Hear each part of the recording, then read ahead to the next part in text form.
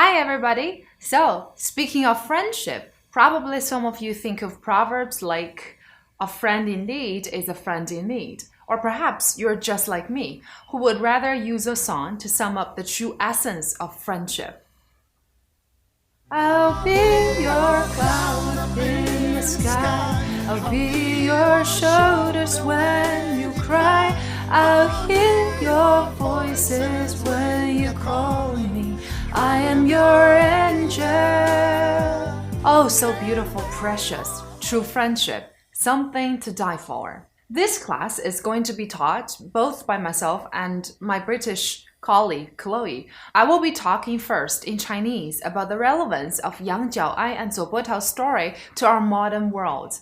As I do that, I will be mentioning some keywords and phrases in English. After that, Chloe will be discussing the whole content, but completely in English. 今天我们要围绕着杨角哀和左伯桃的故事来继续。这次我主要来说说 their indestructible friendship and self-sacrifice。同学们经过前面几次课的学习，肯定已经对这个故事知根知底了。在这个故事里，两个朋友在艰难的时期仍然为彼此着想，不惜一切为彼此牺牲。那么今天我们来更加深入的讨论一下用行动为爱牺牲 Acts of self-sacrifice for that of a loved one。 首先我们来思考，牺牲是不是就是单纯的为对方付出生命，还是说为自己爱的人放弃一些东西？比如我认识的一个住在广州的朋友，他为了照顾自己生病的男朋友放弃了工作，很感恩的是他完全康复了。但是我的这位朋友为了他所爱的人放弃了稳定的收入和工作。接下来我想要问的是，只有成年人才懂得牺牲吗？动物呢？动物是否也会做出为爱牺牲的行为呢？其实答案是显而易见的，不论年龄，不论性别，更加不局限于某个物种，牺牲是一个共性的行为。我要给大家讲一个为爱牺牲的故事。这个故事的主人公是一个7岁的孩子 Carrie， 他承担着一个特殊的角色 A young carer， 用英文讲就是少年家长。Carrie 7岁的时候，他的父母遇见了车祸，他失去了母亲。虽然他的父亲存活了下来，但却因着意外成为了残疾。因为他们的亲戚都住在很远的国外， Carrie 的祖父母也早都已经去世， Carrie 就不得不承担起照顾他爸爸和弟弟的责任。在一次采访中， Carrie 说，8岁的时候，我就已经给3个人做饭了。我的爸爸虽然能够工作，给我们提供经济来源，但是生活还得靠我来照顾。而且我们不希望被送去收容所，所以并没有告诉政府我们的情况。他说，我那个时候很生气，在学校也不开心。当我成为青少年，这样的愤怒更加的严重。我嫉妒我朋友们所拥有的童年，他们周末可以出去玩，可以看电影，而我只能在家里帮助我弟弟辅导作业，照顾我的爸爸，给他洗澡。我开始变得抑郁，常常流泪到深夜。但是不论怎样，我都尽全力照顾好我的爸爸和弟弟。我十分爱他们，不论我要承受多少的艰难困苦，我也不想离开他们去收容所。当我开口把我的事情告诉老师的时候，事情开始有了转机。当我告诉了老师我的事情，那种轻松真是无法用语言来形容。从那时起，我们开始受到很多外界的支持和帮助。我的老师让我明白，我可以得到帮助，而且也不需要离开我的父亲。我现在已经高中毕业，并准备进入大学了。现在我回想起来，我的确后悔我失去了童年，我的确感觉到了孤单。但是即使重新来过一次，我也还是会毅然决然地选择我的家人。哇，多么感人的故事啊！ Carried self-sacrifice 是 immeasurable， 无法测度的。这个故事完美地证明了我们能够为爱做出怎样的牺牲和付出。同学们，到了露露要和大家说再见的时候了。那么在后面的课程中， Chloe 老师会和同学们分享这个发生在英国的故事。我们要学习羊角哀和左伯桃，还有小 Carrie 的榜样，让我们随时准备好为爱付出，为爱牺牲。Hello and welcome back. I'm Chloe. Today, I would like to discuss matters surrounding the story of Jiao'ai and Botao, their indestructible friendship and self-sacrifice. I'm sure that by now you are all too familiar with the struggles of these two learned men. The tale shows two friends struggling through incredibly hard times together, and although both men showed elements of self-sacrifice, Zhuo's selfless actions ensured that at least one of them would survive the journey and reach the destination they had dreamed of. Today, I would like to talk a little more about acts of self-sacrifice for that of a loved one. Firstly, I'd like to ask you this question. Does self-sacrifice always have to involve dying for another person? Please pause the video for a moment and write down 3 occasions that you can think of where you or a loved one have sacrificed themselves in some way for another person. I'll see you in a few moments.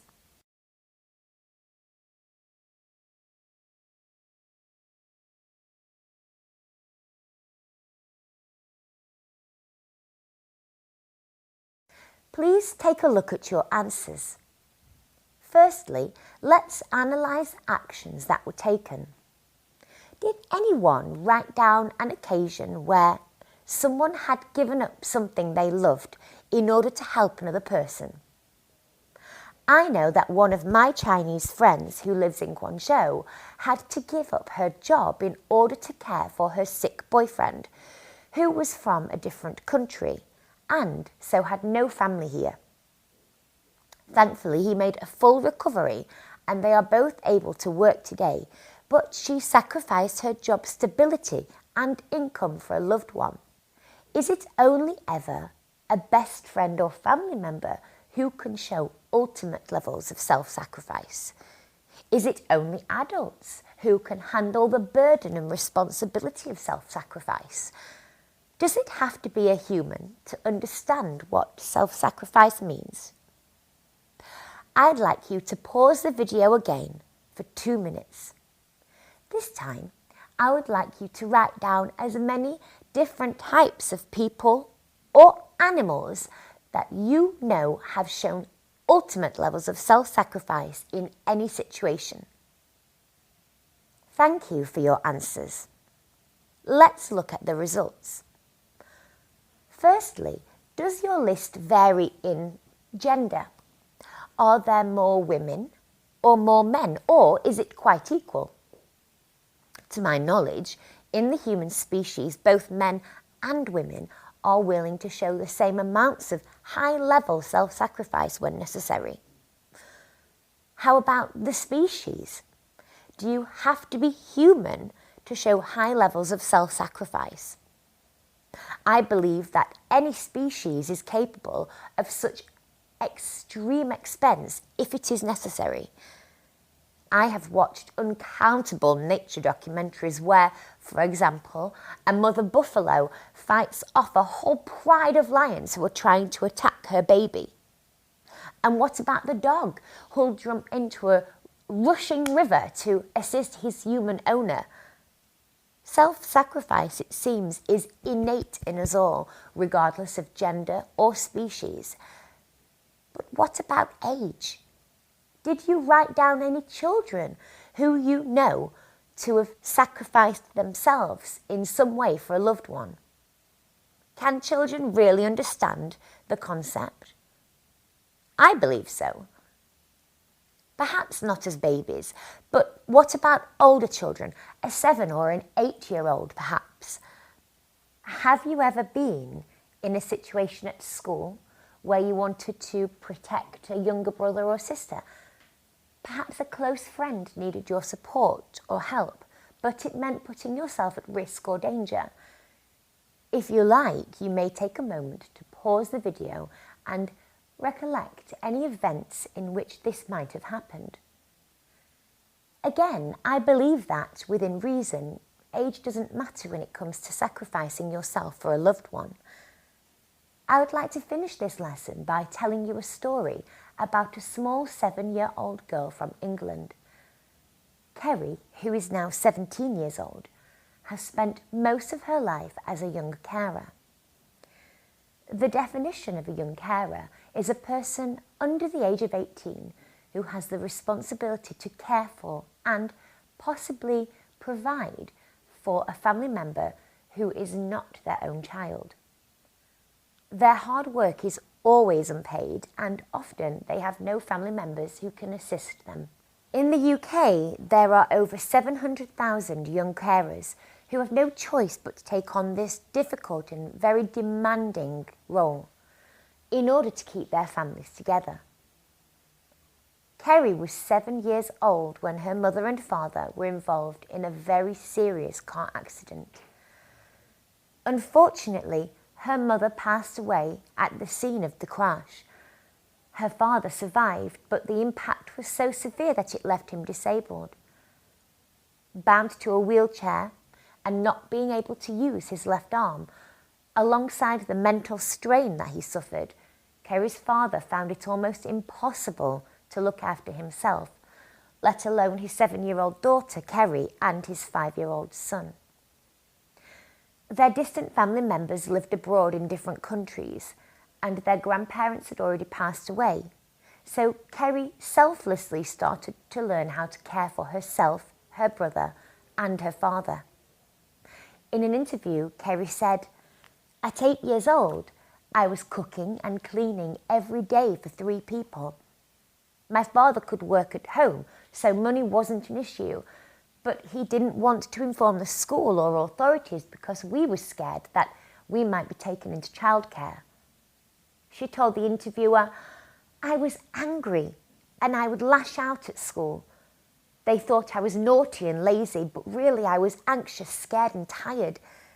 When I started secondary school and I became a teenager, it got even worse. I would see my friends enjoying their childhood. They would hang out at the weekends and they went to the cinema and things, whilst I stayed at home helping my brother with his homework or assisting my dad to get a wash. I started to experience severe depression and I would spend nights just laid in bed crying. By the age of 13, I was really struggling, but all of the time I made sure that my brother and father were safe and catered for. I loved them so much and would rather be miserable than have to be separated and sent to a care home for children. Everything turned around when a teacher started to ask questions about my home life, and I just couldn't keep it to myself anymore. From that moment onwards, it was like a weight had been lifted. My family started to get some extra support. The teachers at school understood, and we didn't have to leave my dad. I graduated high school with good grades, and now I plan to go to university. I do look back sometimes and regret the fact that I missed out on my childhood. I spent many years feeling down and isolated, but I would do it all again tomorrow if it meant that I could stay with my family." Wow. Kerry's acts of self-sacrifice are immeasurable. This just proves what we are capable of when it comes to providing for a person you love. Students, it's almost time to say goodbye. But before we do, please take a moment to consider what we have learned from Jiao'ai, Botao and little Kerry. We should acknowledge and be thankful for the bravery of these people, and know that one day you might too need to show acts of selflessness. I know that when you do, and when that day comes, you will seize the moment. And when you do, it will certainly make the world a better place. Thank you for listening, and I will see you soon.